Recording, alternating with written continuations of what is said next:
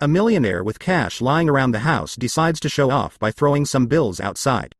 When he does, however, the bills quickly evaporate, as if they had been burned by an outside force. The stunned man pulls out an expensive painting and places it half outside his house. And just as in the notes, the outer half of the painting evaporates.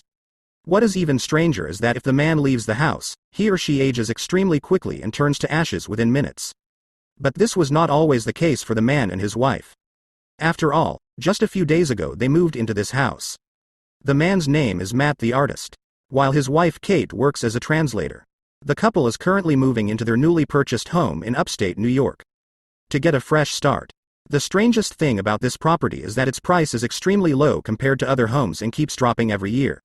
It's almost as if no one wants to buy it when Kate sees the creepy-looking house. She has two thoughts about moving, but Matt assures her that they will be fine. Matt hasn't seen enough movies. Kate is startled by a dead bird in the kitchen cabinet.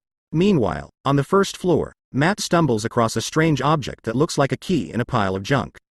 Kate feels sorry for the dead bird outside and wants to bury it properly. But after she puts it on the ground, she is struck by Matt dumping old furniture on top of it. Kate then continues to keep the bird, but when she turns around, she finds that it is gone, as if it has somehow flown away. Later, when Matt is busy setting up his rooms, he stumbles upon a strange hole in the wall. Gripped by curiosity, picks up old wallpaper around it and notices a strange-looking cavity. Matt stares at it for a while and realizes that the patterns match the strange key he found earlier. He quickly pulls out the key and puts it in the cavity. Oh miracle, a secret door is revealed in the wall that leads to a large secret room. Caught off guard, Matt calls his wife to check out this revelation, and so the two of them begin exploring. But as soon as they cross the threshold of the room, the lights throughout the house begin to flicker. As a result, they postpone their research plan and call the energy company instead.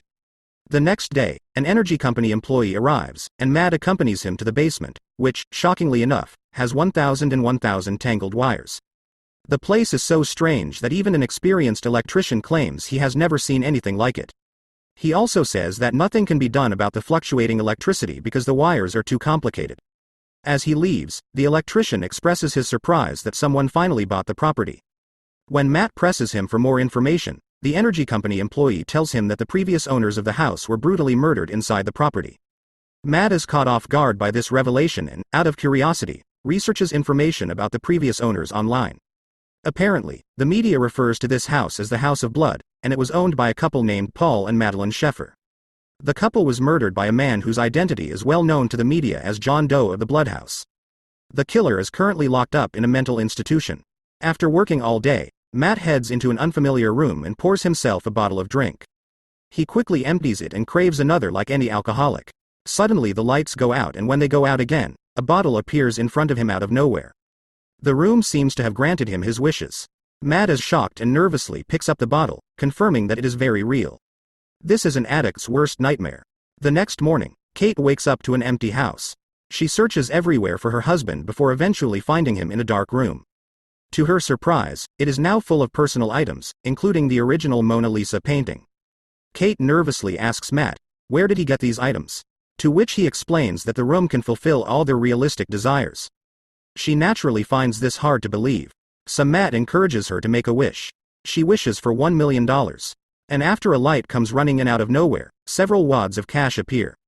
Kate is surprised, but terrified at the same time. She finds it all sketchy, so she keeps walking away. Matt stops her, however, and convinces her to have a little fun. Kate eventually agrees, and the couple spends the entire evening ordering champagne, money, and making love. The desire of any married man. Soon Kate begins to wonder how it all works. But Matt doesn't think it matters as long as they get everything they want. Then the scene is moved to the next day. Now the couple has all the stuff in the world. But Kate gets depressed when she realizes that all this stuff is mystical stuff that has no real value to cheer her up. Matt suggests they try to have a baby. It is then revealed that the couple has had trouble conceiving a child in the past, and Kate has previously had 2 miscarriages. This suggestion angered Kate, as the couple had previously agreed to accept their fate and never try to have another child. She claims she can't subject herself to this pain again and runs out of the room. Matt regrets bringing it up, but he decides to leave her alone for a while and goes for a drive. When he returns home, however, he discovers that Kate has used the room to have a baby, becoming furious and immediately announcing the decision to her, saying that they don't know the implications of it. After a brief argument, Matt tells Kate to use the room to carry the baby. However, her maternal instincts kick in and she refuses, who has no choice. Matt, himself, decides to finish the tasks, but when the baby begins to cry, he becomes sad, and he changes his mind. Thus, the couple decides to adopt the child and raise him as their own. Over time, the baby begins to occupy most of Kate's time, causing her to slowly drift away from her husband. Once on board, Matt decides to visit John Doe in a mental institution to learn more about the room. Before he leaves, he grabs a bunch of cash from the secret room and heads into town. At the facility, it turns out that no one has visited John Doe in over 45 years. Posing as a reporter, Matt asks John why he killed the Schaefers. But the killer discovers that Matt is lying and that he is the new owner of the Bloodhouse. He says little and simply advises Matthew and his wife to leave the house as soon as possible for their own good. John knows, however, that Matt won't move out because he is driven by greed. On the way home, Matt stops to fill up his car. But when it comes time to pay, he discovers that the cash he brought from the magic room has turned to dust. Caught off guard, he rushes home and tosses the pile of cash outside the house. To his amazement, the money immediately turns to ashes. He then places the picture frame half outside the house. And to his surprise, the outer half comes apart. In an effort to find answers, Matt tries to tear down the walls of the room, but finds only endless nets of wires. Just then, he notices Kate taking the baby out for some fresh air. Matt knows this will end in tragedy, but he decides not to stop her. Amazingly, as soon as the child crosses the line, he turns into a small child in seconds. This leaves Kate in a state of shock, and she screams for help. After the couple bring the boy back into the house, Kate bathes him and finally gives him the name Shane. Here it is revealed that if any object is thrown outside the house, it will immediately disappear. But if the living organism ventures outside, it will age rapidly and eventually disappear. In the next scene, Kate is putting the boy to bed and arguing with her husband across the room. Matt finally confesses everything and tells her about the murder of the previous owners and John Doe. He also tells her how things disappear when they leave the house. Which means Shane will have to be locked up for the rest of his life. Hearing this, Kate bursts into tears. A few days pass, and Kate begins homeschooling Shane.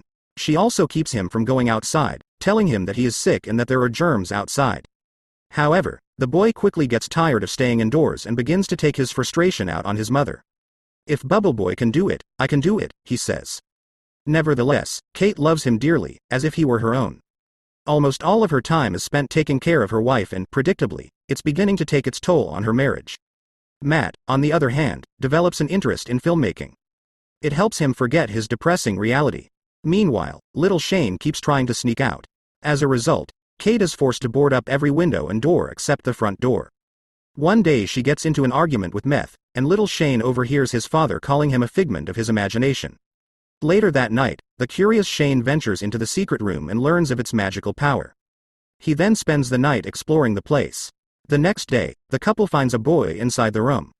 To their surprise, has turned the place into an outside space.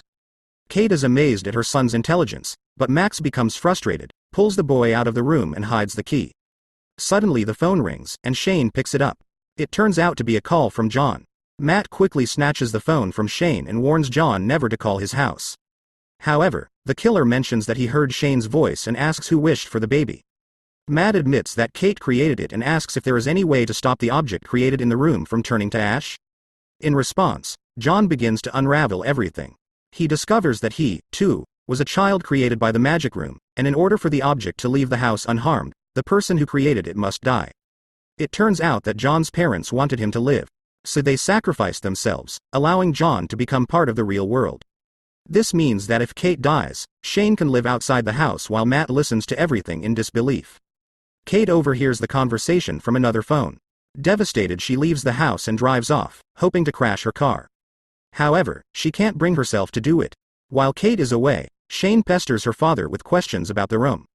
An irritated Matt tells him that he is not a real child and tries to drag him outside. But the boy breaks free and runs back to his room. Matt quickly realizes his mistake and apologizes to Shane for his bad behavior. Later, when Kate returns home, she finds the two of them sleeping next to each other. Matt follows her into the kitchen and makes peace with her. Soon they are having coitus, and Shane is discreetly watching it all happen. It's another way of growing up too fast. The next morning, a creepy kid steals the keys from Kate's pocket and ventures out of the house. When the couple wakes up, they discover that Shane has gone out and aged into a man. However, Shane still has the mind of a child. He is furious at Kate for lying to him about the germs and pulls a gun on them. However, it succeeds in knocking him down, viralizing Kate in the process.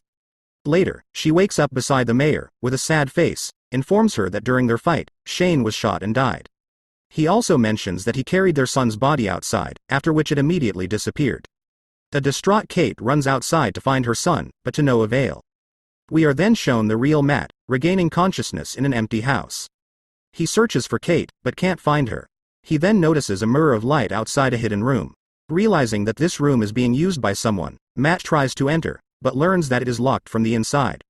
So he digs a big hole in the wall and gains access to the room. The room is still a fantasy world created by the psychopath Shane. Matt walks through the woods and soon stumbles upon an exact replica of his house.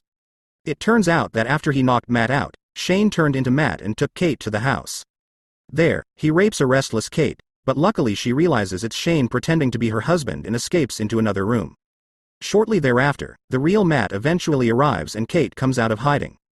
However, the other Matt also arrives and confuses her as Kate finds herself faced with a dilemma between the two. The real Matt calls her by her childhood name. This helps her identify the imposter, whom she quickly pushes down the stairs. The blow brings Shane back to his true form. Meanwhile, Matt and Kate try to escape, but the room begins to malfunction and the house becomes a puzzle. Shane eventually regains consciousness and catches up with the couple. He stabs Matt to death, much to Kate's horror. She bursts into tears, and Shane tries to comfort her. But just at that moment, he notices a real couple outside, heading for the exit of the room. It turns out the couple has cloned themselves to distract the psychopath. It's grim. These clones must have had real feelings. Shane follows them into the real world and lunges at Matt in anger, but he falls right into their trap. Matt grabs him and pushes him out the door, and Kate quickly locks it from the inside. Shane quickly ages, turning into a copy of John Doe. He cries and begs her to let him back inside, but she stands her ground, and within seconds Shane dies and turns into a pile of ashes. With that, the couple is finally rid of their tormentor. A month goes by. Matt and Kate are permanently out of the house and living in a motel. The movie ends with Kate staring in horror at a positive pregnancy test. Unsure. Does the baby belong to Matt or